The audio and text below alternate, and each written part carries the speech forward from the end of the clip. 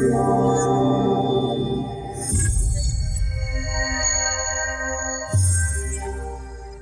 ladies and gentlemen, and welcome to Hello Dave without with astronomy. First topic of the day is of course the game balancing, where the first set of changes is due to go in this week. Frontier is going to rebalance a lot of different aspects of the game. They are starting out with mining and combat. The mining changes are due to come in this week, and the combat changes are then going to come in a few weeks, I believe. I did a dedicated video on it where I did talk about the mining changes and what I think about them. Overall, I think it's okay. It seems relatively balanced. They are nerfing the prices on a lot of the high-paying materials, void opals, low-tip diamonds, paynite. And especially paynite is getting quite a big hit because they're trying to take laser mining down a peg so that the more skill-based mining types are getting more attention, that it's going to be more profitable to do the more skill-based one. But if you want to completely disconnect your brain and just do some laser mining, you can do that, but it's not going to make as much money. I kind of like that approach, and I've really been enjoying both laser and subsurface mining in the past when it was viable ways to mine. And I will, of course, doing updates on this when we see the final changes, how they're going to change, how everything is going to balance. One little downside is, though, that there is still some issues with the pulse wave analyzer. Frontier has been pretty tight-lipped around it, but best I've seen is, yes, we are aware of it, yes, we are investigating it. Why this is taking, I mean, I wouldn't imagine this being a massive thing to fix, but apparently it seems to be more severe than you would anticipate, because I don't know. I have no idea what's going on with it, but I really hope that we are going to see some fixes for the pulse wave analyzer in the near future. Once all the changes for mining has been implemented, they're going to turn their attention to combat, and we can probably expect some pretty significant changes to combat in terms of money-making potential. And I believe what they're going to be focusing on first is bounties and missions, but that doesn't mean that other areas of the game is not going to receive some attention as well.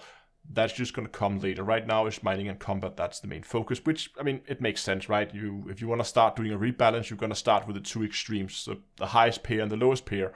Get those in line, get those where you want them, and then you can begin to take the others and pull those up and get them more balanced out as well. A couple of weeks ago, there were a community goal out in the Coalsec. There was actually two community goals out in the Coalsec. One was a trade community goal, and one was a Thargoid combat community goal. The reward for this community goal was a rather special double-engineered frameshift drive that was actually a very good module. Originally, the plan was to only give this module to people in the top 25%, but after community feedback, Frontier changed this to top 75%. I like that change. I always thought that the top 25 was a little harsh, that you are like, you're favoring the players who have a lot of time to play, but the people who only have like maybe a few hours a week, they would have a really hard time even trying to compete in a community goal like that. So I see that as a really nice change, and I hope that is a direction that Frontier is going to continue to go. But there is one thing about it that I feel like is a bit of a, I don't know if it's an oversight by Frontier, but it kind of feels wrong to me. And that is that since the two community goals were listed as completely separate community goals, and it said in both of them that if you end in the top 25%, you will get a frameshift drive. So a lot of players, myself included, assumed that if you really spent some time and you pushed yourself into top 25 on both of them, that you would get two frameshift drives, which kind of wouldn't make sense, right? Two separate community goals. If you put in the extra effort and work for both of them, both through the trade, both through the combat, you would get two. I did that. I ended up in top 25 on both of these community goals, but I still only received one frameshift drive. I know this is nitpicky, I know, but I still feel like that would have been really nice to know beforehand and make that a lot clearer. If that is the case, that you only receive one module, even though there are two community goals, then I think it would be really nice if that was stated a lot clearer than it was doing this community goal. I was a little disappointed to see only one show up. Again, I don't know if this is an oversight from Frontier. It could be that they just have said, okay, who finished top 25 there, who finished top 25 there, merged the lists, and they didn't really look at those who actually ended up top 25 on both of them. Personally, I spent a lot of time that week running community goals, and that's time I could have spent elsewhere, that I would like to have spent elsewhere. but I thought it was good to spend the time now to actually get a chance to get an extra frameshift drive, because I had a plan to put both one on my Bubble Boss and have one in reserve, because I had plans for it on another build, but now that I only have access to one, that'll probably have to go on my Bubble Boss, since that's the most used ship of the two. Lore-wise, things are still heating up between the Empire and the Federation. Yet another station from the Empire has been attacked by terrorists, and again, the bomb that was used seemed to leave some kind of Thargoid residue. It is still debated who made it and where this group is coming from. The Empire, of course, is continued to slash out towards the group that they believe is harboring these terrorists, and a lot of them is now fleeing the Empire, trying to get refuge in the Federation, while the Federation is still trying to comb through this group of people to try and locate any terrorists within the group. So tensions are definitely running high between the Federation and the Empire, and it's going to be interesting to see how this whole thing developed. And especially now that the Thargoids are beginning to be a little bit more active again, it would seem like a bad time to start an internal conflict within the human race, since we still have Thargoids now in 3 nebulas around us. So I'm pretty sure that in terms of politics, there's going to be very, very interesting times ahead in Elite. Now, the next topic is not something that affects me directly, at least not yet, and it's not something with Elite, but it may affect you, and I want to cover it anyway.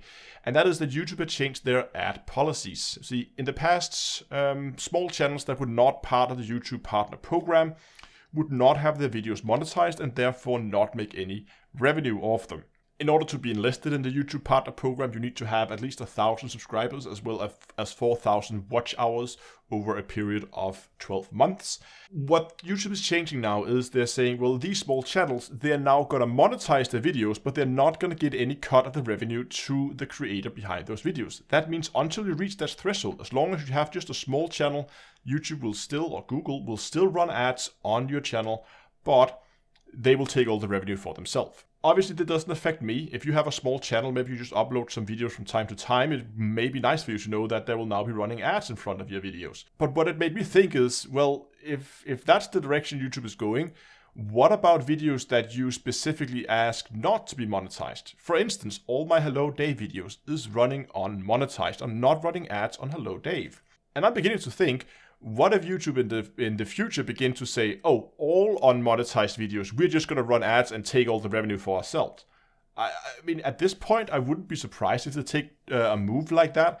And if that is what happens, if YouTube begins to run ads in front of unmonetized videos where I specifically have said I don't want ads to run, then I might as well ask it to be monetized, because otherwise I'm basically just giving free money to YouTube, and I don't feel like doing that. So while this is not an issue yet, I do kind of feel like we're taking steps in a direction that is beginning to worry me a little bit.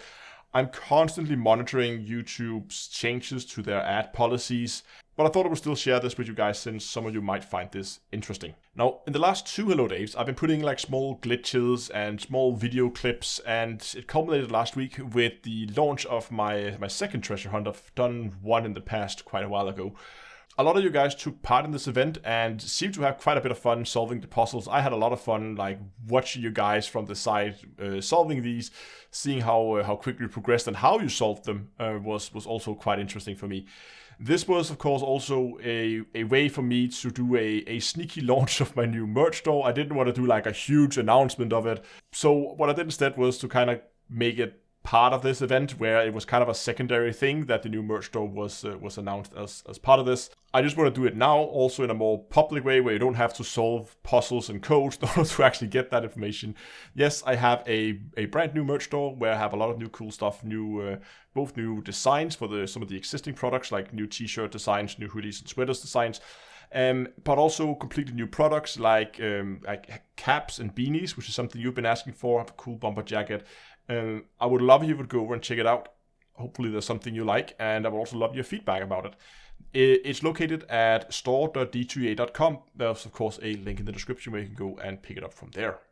I also want to mention that Star Citizen is currently running a Intergalactic Aerospace Expo where they're showcasing a lot of their ships. Part of this event is that the game is also free to play. That means that you can right now go in, create an account, and download the game, and you can play the game for free during the full event. When the event ends, of course, your access to the game will be revoked. Not only that, but since it is an expo, the ships that are being displayed, you can go and you can try those out for free without handing over any money or any in-game credits at all. Just go get the ships for free, try them out for a couple of days, and you can give the game a go, try it out, see if it's something for you. I know a lot of you guys out there is not a huge fan of Star Citizens due to their monetization model, and I definitely get that. Don't get me wrong, I'm not a big fan of it either. However, I do think a lot of people is just basically echoing what others are saying without actually trying it for themselves. I was like that myself. You can go back to past live streams where people have been asking me about it, where I would say that I would never touch that game with a 10-foot pole.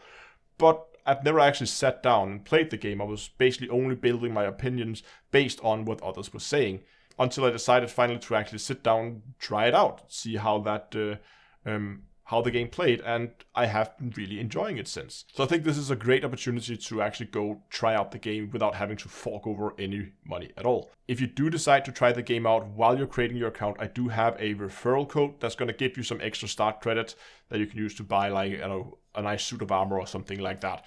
I'll be sure to put it in the description as well. For my live stream tomorrow, I had original plan to go and engineer my new anti-Xeno ship. I have all the materials now, so now we just need to build it, get it out to all the engineers, get it fully engineered, and then give it a test flight, see how it performs. There's probably be quite a bit of a learning curve for me to use that.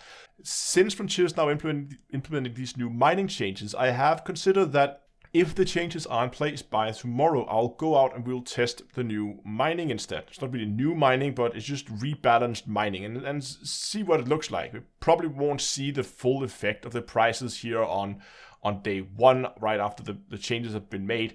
But at the very least, we can go out and we can check out the state of core mining and subsurface mining and see how that works, just to see if that is now doable, if it's something you can actually do, how broken the pulse width analyzer is, if it's still broken, all that stuff. So that depends. If we have a patch tomorrow, I'll go and play around with mining. If I do not have a patch, we're gonna do some engineering. Well, that's gonna be it for this week. Thanks a lot for watching. I hope you enjoyed it. If you did, give a like, subscribe to the channel, and until next time, I will see you guys in space.